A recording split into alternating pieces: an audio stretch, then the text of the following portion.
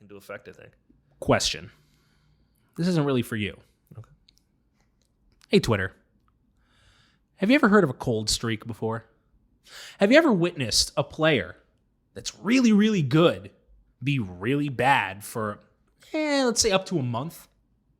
On rare occasion, a month. Sometimes a week or two, maybe 3 weeks, but as much as a month. Have you ever seen that before? It's weird. It's almost as if baseball is really, really hard.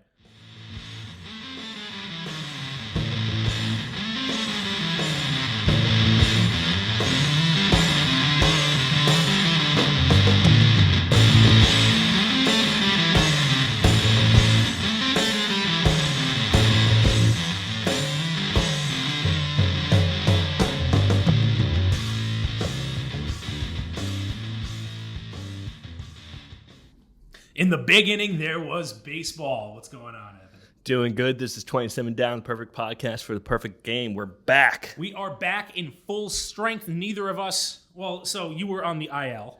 Yeah, I'm still dealing with it, sort of, but I'm much better. I'm fine now. You were on the IL because you had minerals inside of your body. Yes. I wasn't on the IL. I was just on vacation. Yeah, you're just being lazy and you didn't want to do the show. Yeah, I mean, maybe you take a vacation sometimes. Why don't we try that? I don't take any vacations. Sounds like a personal problem. By the way, it was a lot of fun to be up in New England. Yep. The entire time I was there, I had some kind of Yankee apparel on. Okay. So I had most of the time it was the Yankee snapback that I usually wear. Right. If it's not that, it's the Judge shirt. Yep. So a nice number 99 on the back. Yeah, I decided to wear the hat today. So now that is, by the way, we're drinking.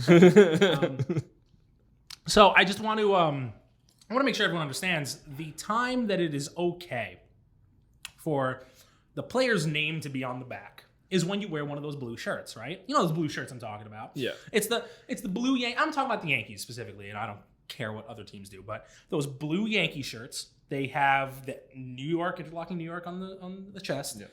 Number on the back, name on the back. Totally cool with it. It's not official Yankees gear that they wear, no problem. Fine. You know what's not okay? Actual Yankee jerseys with names on the back.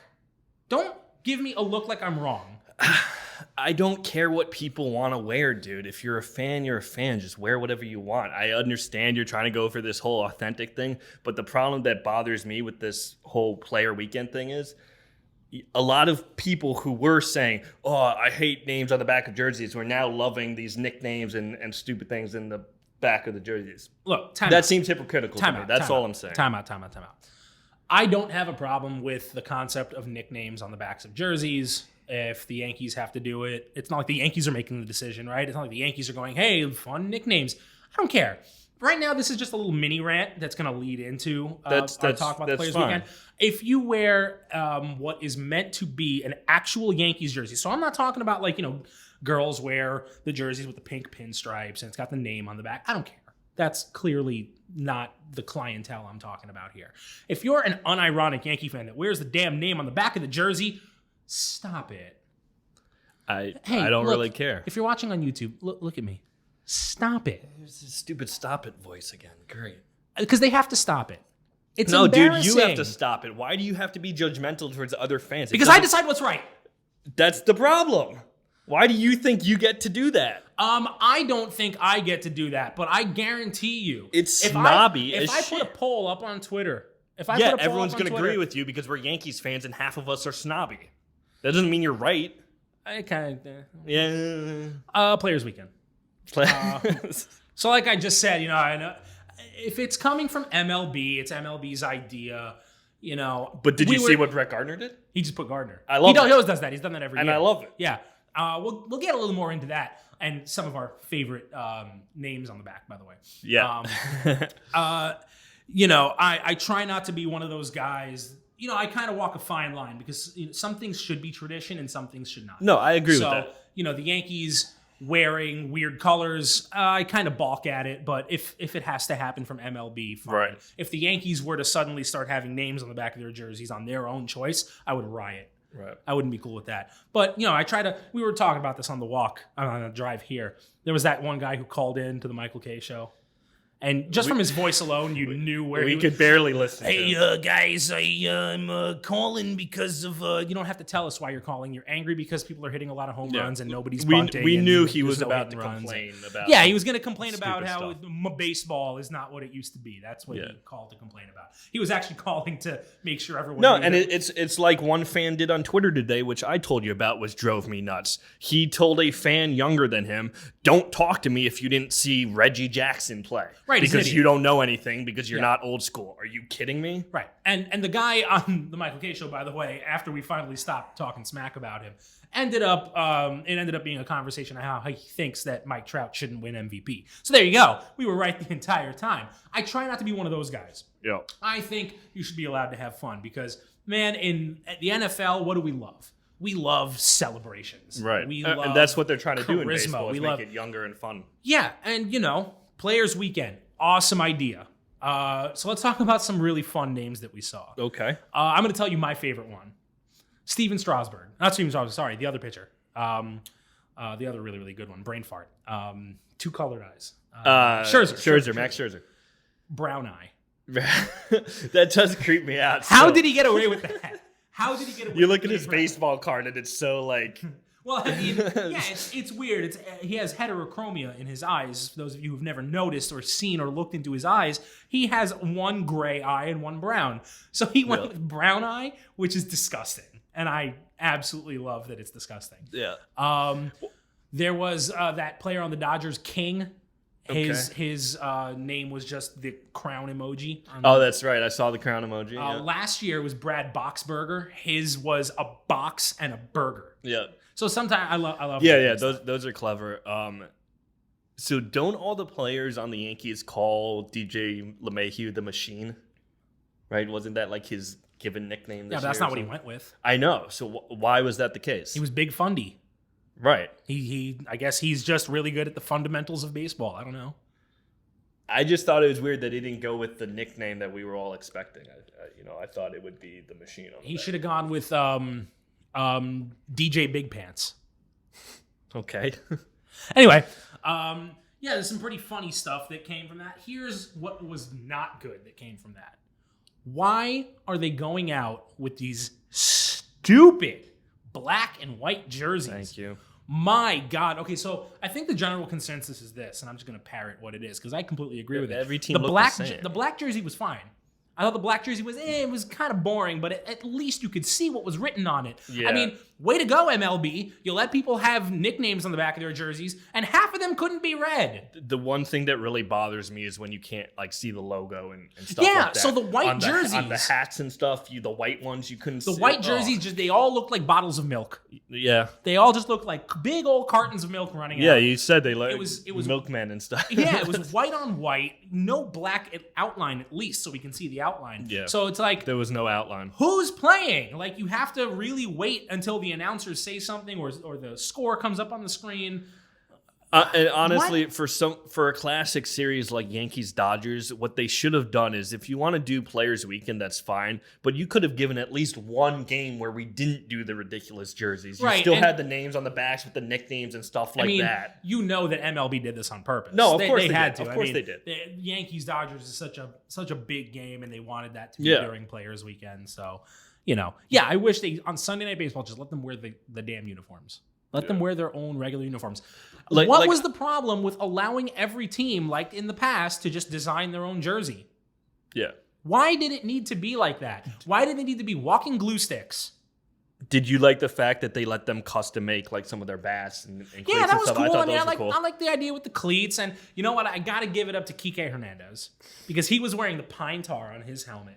Oh, that and it was the white helmet with pine tar, but he didn't put any on the Dodgers logo. So it was just this white in the back, brown in the front with the nice white LA logo. He did it right. That's pretty cool. That was cool. I didn't see that actually. He was the only one that actually had any flair on it. Right.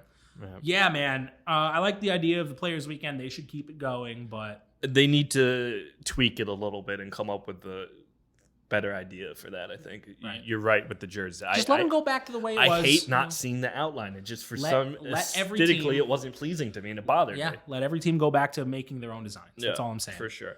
All All right, so that was a little bit of fun. This is also going to be a little bit of fun. Maybe not for everyone in this room, but at least for the two of us. We're back at that place now where the Mets can't win anymore.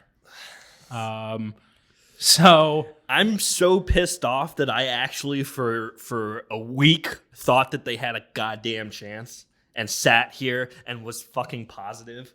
You know what's funny? This is reminding me a lot of when the Yankees, like in 2013, 2014, when they were kind of trash, but they were still hanging on, and fans had hope that they could do it.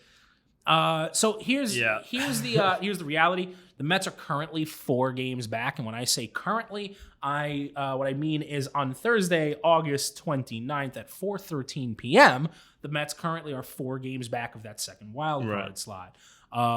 They need to avoid getting swept. They cannot lose again. Yeah. They need to win.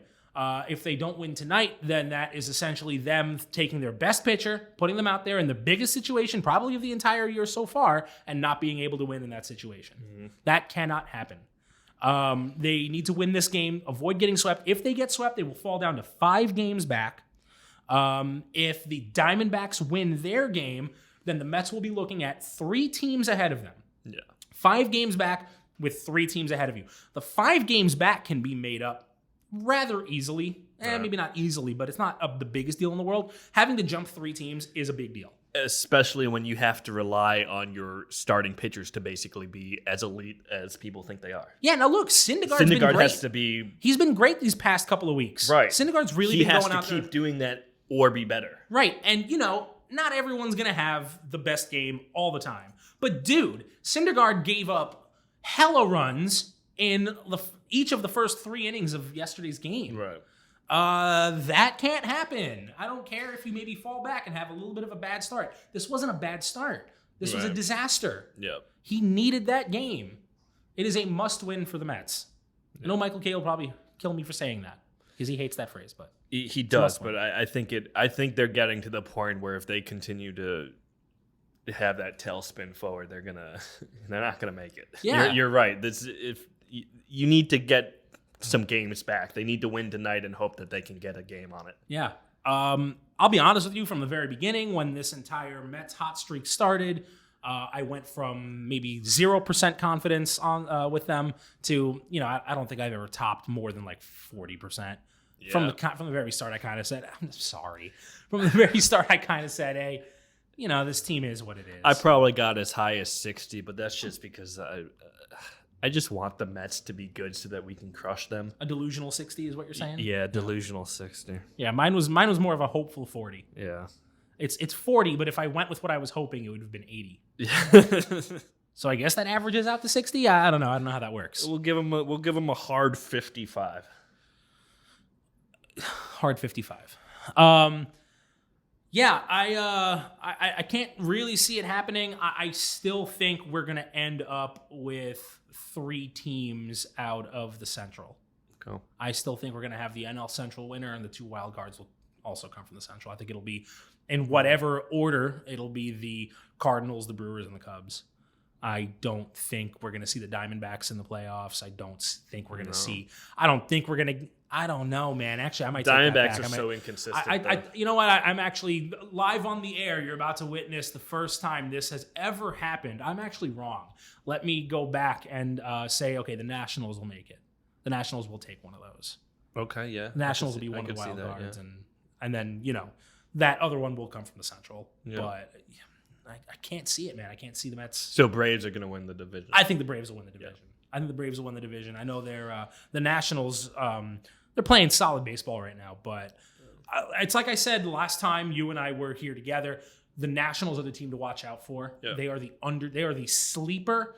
Yeah. They could punch you right in the face. If they win the wild card game, they have some crazy talent. Their pitching can really knock you on your nose, and who knows. But even Soto or whatever, I think he's pretty good. Yeah. Well, yeah, they've got some solid talent, man. Okay, so we're going from something that was good and then sucked and maybe will be good again to another thing that was good and then sucked and now is looking to be good again. And his name is Aaron Judge. Yeah. I want to start off with the following. When I was on the air with Chris. Yep. One of the dumb hot takes, which, by the way, folks, I'm sorry to tell you, we don't have any hot takes for you this week. I haven't had the chance with work coming back up. I've been sick, so we've been taking care of health and stuff like that. Yeah, peeing rocks. Thank you. That's all it was. Yeah. So because of that, we actually don't have hot takes for you. So there are plenty though. You guys say a bunch of stupid stuff on Twitter all the time. So one of them was that Clint Frazier should be starting over Aaron Judge. That was really stupid. He's coming up in September. We'll talk about that later. We're talking about Judge now, but so we mentioned this before that he needed to make adjustments to hit the low ball because they're going to continue to throw that strike. Well, he's making those adjustments now, and we're seeing the power, which we both said was never gone, but we're seeing it back into effect, I think. Question. This isn't really for you. Okay. Hey, Twitter. Have you ever heard of a cold streak before? Have you ever witnessed a player that's really, really good be really bad for, let's say up to a month? On rare occasion, a month. Sometimes a week or two, maybe 3 weeks, but as much as a month. You ever seen that before? It's weird. It's almost as if baseball is really, really hard. Baseball is really, really hard. You are successful 30% of the time, and you are a Hall of Famer. Yeah. So that's a testament to how hard the game is. People make adjustments. Yep. My God, this is not a vacuum. You can't just... can you imagine for a split second any good player that ever was bad for a while and got dropped? Like, no. What if that happened to players? It would be everyone. They would have done it to Derek Jeter. They would have done it to A-Rod.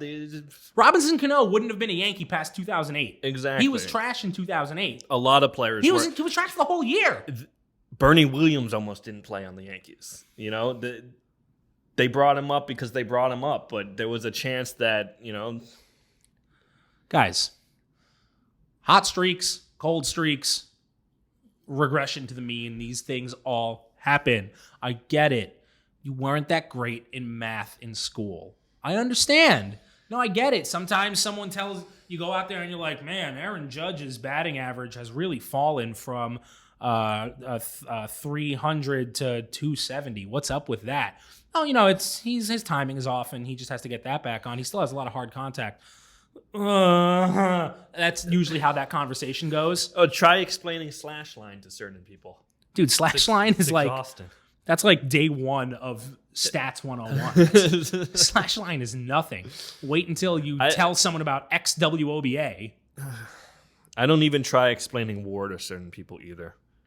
Well, WAR is actually pretty tough to explain. It takes a lot of stuff into consideration, and you know it can be a little fluky sometimes. It's vague, but it basically says what it is. It's the best we got. Yeah, exactly. You know, there's context can be taken in, sure. So if you got two players who are really close in WAR, you kind of have to look a little Someone closer. was trying to compare Brett Gardner and Tino Martinez and their value to the Yankees, and that's a ridiculous thing to do, first off. Second off, they play different positions. So what? Tino Martinez hits a grand slam in a World Series, and suddenly he's one of the most. They are saying that he has exponentially more value than Brett Gardner ever did. They give me exponentially more headaches than anyone ever has. Right. First off, if you look up the WAR between Gardner and Tino, Gardner's is double Tino's. Are you talking about just on the Yankees or a career in general? Career in general. Wow. Length of career and how they would base in the Hall of Fame. Or whatever, based on the Jaws WAR platform. Well, Tino's about 82 or something on what his rank would be in the Hall. For left fielders, Brett is like 42. Well, there you go. I mean, yeah, it's a stupid comparison. It's not even apples to oranges. It's apples to footballs. You can't compare those two. I tried, but it was exhausting. And but, you know, Aaron Judge is hot again over the last, 2-3 weeks. He's batting over 350. He's hit. Oh, he was hitting close to 400 at one point. He's hit a home run in, like, the last 5 games. Yeah. Mike Ford has done the same, dude. He's hit, like, what, 4 or 5 home runs? Mike Ford is weird, man. I've never seen a player that simultaneously is great and sucks at the same time. He would be the greatest first baseman in drunk 40-plus softball. He would be amazing. He looks like one, too. Yeah, he would go out there like one of those with guys. a beer in his hands, one-handed swing, and he'd crack a home run. Because he legitimately looks like they plucked some dad off of like... Exactly. Oh, man. Voight's hurt. Come here. Come on. Here, hit that. Okay. I don't know what I'm doing. And he legitimately didn't for like the first month. He was batting 170 for a while. And people, and he's still batting only like 210, but like here you go. Here's an example. 225, actually. Thank you. Yeah. Here's an example of when batting average kind of fails because, he's hit 9 home runs. His on-base percentage is very high. Yeah. It's like 340. It's something wild. It's not bad. Yeah. It's like a solid 120, 130 points higher than his batting average. And I'm sorry, man. At the end of the day, what's your job as a batter? It's not necessarily to get a hit. Sometimes it's to drive in a run, but not always. Your job as a batter is to avoid an out. Yes. And if you're getting on base 35% of the time, that's a solid 65% of the time that you're being put out, you're avoiding an out 35% of the time. That's pretty good. Right. That should be your goal, is to avoid those outs. He's doing that. Not only is he doing that, he's bopping the ball. Like, who saw this coming? Look, I got to be honest with you. Last year, I kind of had been following him, and Yankee fans, Greg Bird obviously was doing what Greg Bird does best, suck at baseball. And while he was struggling, people were like, well, how about Mike Ford? And the question became, all right, so what is it about Mike Ford that you like? Well, he's batting like 315 and he's slugging, his OPS is like 850. And it's like, he's in AAA. Yeah. What do you think he's going to do? He's a power first baseman in AAA. Of course he's going to do really well. Right. It's not necessarily, that doesn't mean that now, man, you really blew the Yankee scouts' minds. What are they doing? How did they not notice this gem in the rough? And there's a lot of career minor leaguers like that who are just really good in the minors, and then you bring them up and they don't really Rob Refsnyder. Yeah. Remember Rob Refsnyder? I mean, you always make the joke that Greg Bird is the Grapefruit League MVP, and he is, and we're going to see him next year in spring. He's coming back. I can't wait. I want to go to a game and catch 5 of his home runs because they'll happen. It's going to be incredible, bro, and that's what he's going to do for his career. But yeah, I do remember Rob Refsnyder. Was he on his 4th or 5th team now? I don't even know if he's on a team. Yeah. I wouldn't be surprised if he's maybe in the minors. I wouldn't be surprised if nobody has taken a shot on him. He's got to be, 29 years old at this point? Yeah. Who would care? Yeah. Why would anyone even bother? What's to gain? It's not like Gio Urshela, who's 27. Okay, maybe. I'm still not convinced with Gio either, and I hate to say it. You should be. Should I? You should be convinced. Look, man, I want to see him next year. You got to understand, I am so careful when it comes to these. Is that a breakout or? Dude, I'm really careful with it. So I think the bottom line is this: because he's doing some impressive things. We definitely see that there, but there are guys. I mean, first of all, there's reason to believe that this is a breakout because in the offseason and in the amount of time leading to his Yankee major league debut, he had been changing his swing. He had been tweaking things. Yep. He had been, over the offseason, he had been tweaking things. It's not that weird. I mean, we've seen guys do this. Josh Donaldson didn't become amazing until he was 28. Right. Jose Bautista didn't become amazing until he was 29. But even sticking to third baseman, Donaldson, I had thought of another really, really good comparison, another third baseman. Oh, I guess Bautista was a third baseman at the time. Yeah, he was. So I guess he was the other one. Yeah, these guys, I mean, this happens. No. These guys, they break out. No, and that actually brings us to one of the prospects we're going to talk about later. I'm just going to bring them up quick. Well, let's just, I mean, I think we're done. We're done with Judge. So let's talk about call-ups. Yeah, let's move to the September call-ups. Right around the Gavin Lux. For the Dodgers, he's their number 1 prospect, I believe. He's a shortstop, second baseman. And for the past year, he's been working on his swing. He's a contact hitter with speed and a good glove, but had virtually no power. Now, this year, he was hitting 400 with 12 home runs since being called up to AAA. Now, after the All-Star break. Here comes the question, right? So, he's a shortstop, right? Where are you putting him? Who's sitting? That's the point, is that they don't really have a roster spot for him. They're going to bring him up, and my guess is he does not play that much. Yeah. But he's going to be their weapon off the bench, maybe pitch hit for the pitcher. maybe defensive replacement. Yeah, I mean, I get the feeling that sometimes they can probably plug him in like alternatively. Yeah, second. He might play second. I don't know if you really want. I don't really know if you want like Muncy and Seager to be taking that much time off. You see, here was the plan for the Yankees with LeMahieu. He was supposed to like be that plug-in guy who could go anywhere. It'll give those guys the ability to have their appropriate time off, and all of that piecemeals together into extra time for LeMahieu into the form of a full season. Yes, that's correct.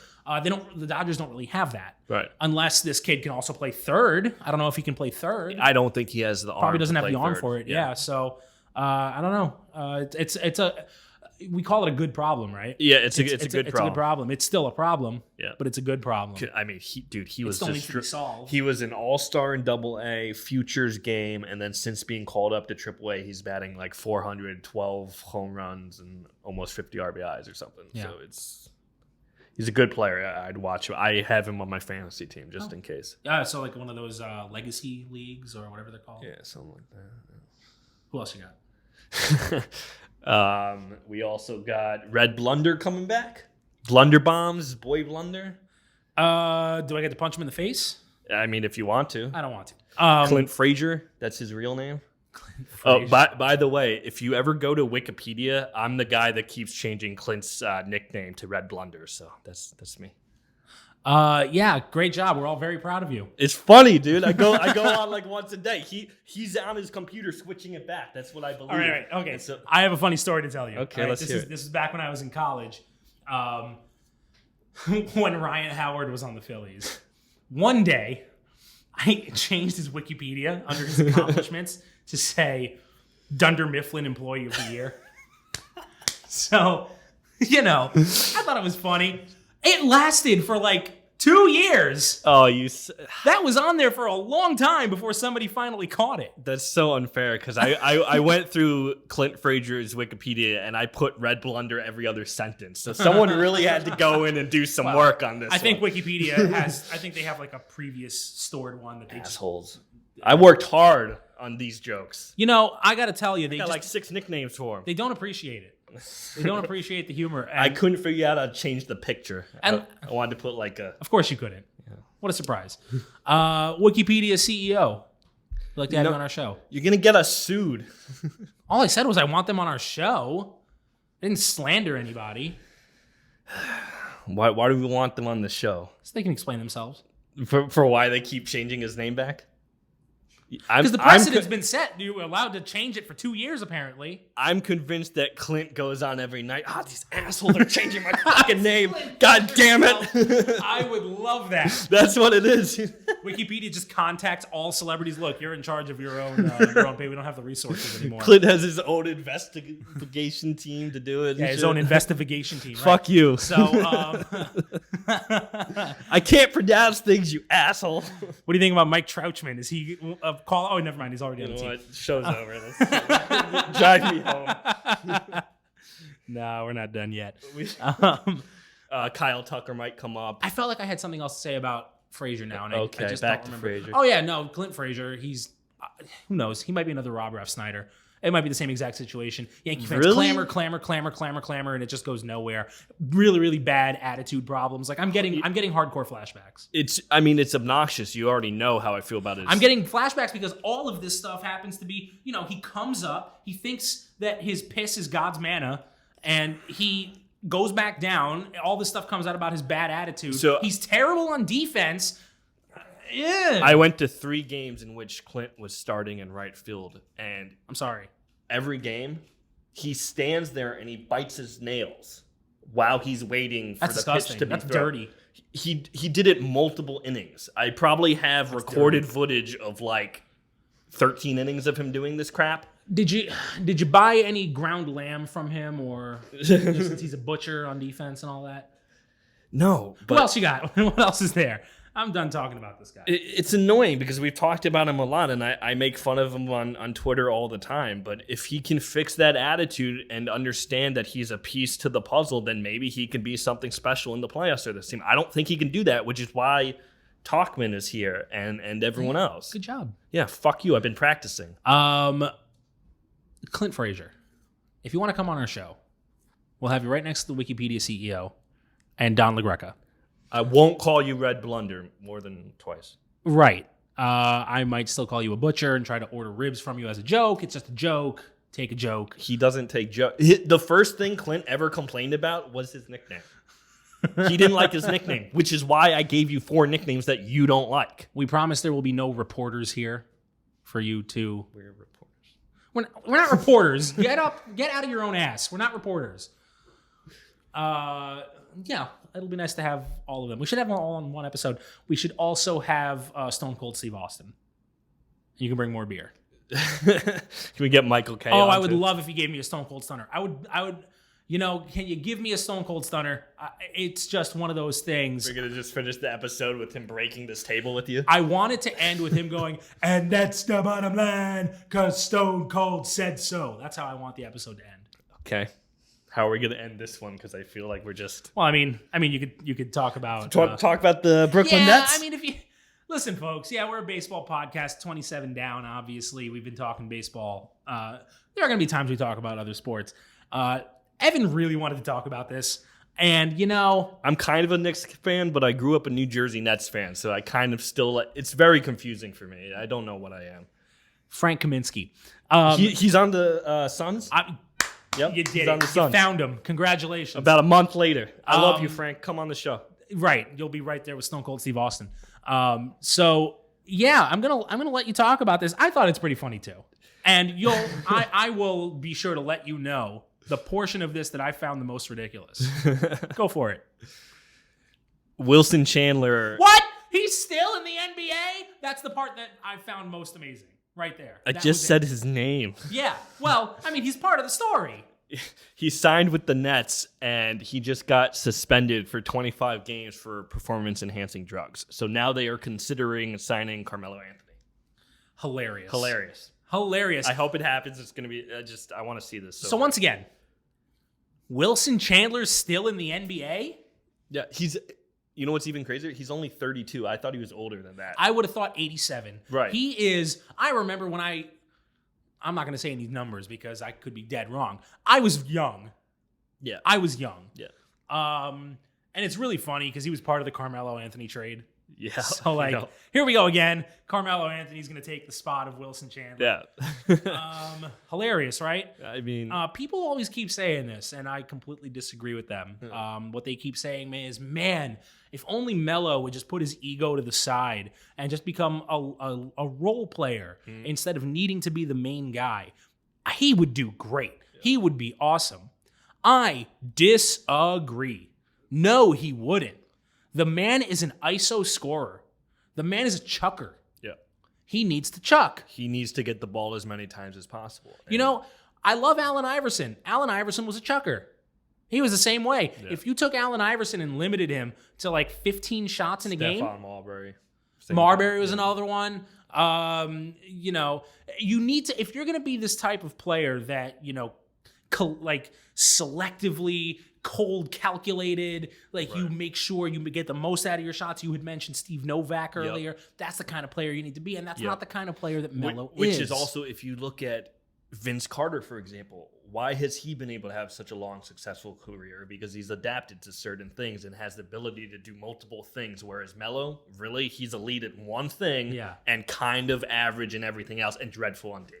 Oh, yeah, he's awful. So, there's more detriments with him than there are positive attributes that he could bring to your team, which is why we saw him fail on 2 contenders. I'm never going to forget the image of Roy Hibbert stuffing Carmelo Anthony in the playoffs. If Roy Hibbert stuffs you on defense, how can you be 7'5" and be so bad on defense like Roy Hibbert was? Yeah. And then he stuffs Carmelo Anthony. Do you remember the 3-month period with the Big Five on Indiana Pacers, where it was Stevenson, Paul George? They had some solid guys. They just couldn't make that run, and they got really negative. Plus, I mean, you had the Celtics, you had the Heat. Yeah. They were better. They were better teams. That was a fun team to watch for the first when Lance was blowing in LeBron's ear and stuff. And other teammates, which is other teammates. I guess I'm going to end it on this. You brought up Vince Carter. Yeah. I guess I'll try to tie this back to baseball. Yeah, let's go back to baseball real quick. We're a baseball podcast. I want to congratulate Vince Carter on something he's about to accomplish. Oh, cool. Let's hear it. This was something that 2 MLB players could have accomplished. One of them retired, Adrian Beltre. The other one just doesn't have a team right now, Bartolo Colon. They had a chance to be 4-decade players. Yeah. They both started in the 90s, 2000s, 2010s. If they just made it to 2020, they would have been 4-decade players. Vince Carter's going to do it. Next year's his last year. Yeah. Drafted in the 90s, played right. throughout the 2000s, 2010s. He's going to retire in 2020. There you go. You got your 4 decades completed. I think Bartolo Hopefully he doesn't still break has his neck and die before he gets there. That's a horrible thing to say. It's a horrible thing for me to say. Hopefully he doesn't break his neck. Why are we even talking about him breaking his neck? Now Anyone can break their neck. You just jinxed it. Now it's going to happen. The gods of the breaking of the neck are going to... Folks, if Vince Carter breaks his neck, I take no responsibility. He takes all responsibility. I'll make sure of it. Are we done? Yeah, we're done. This is done. 27 Down, perfect podcast for the perfect game. Thanks, guys. See ya.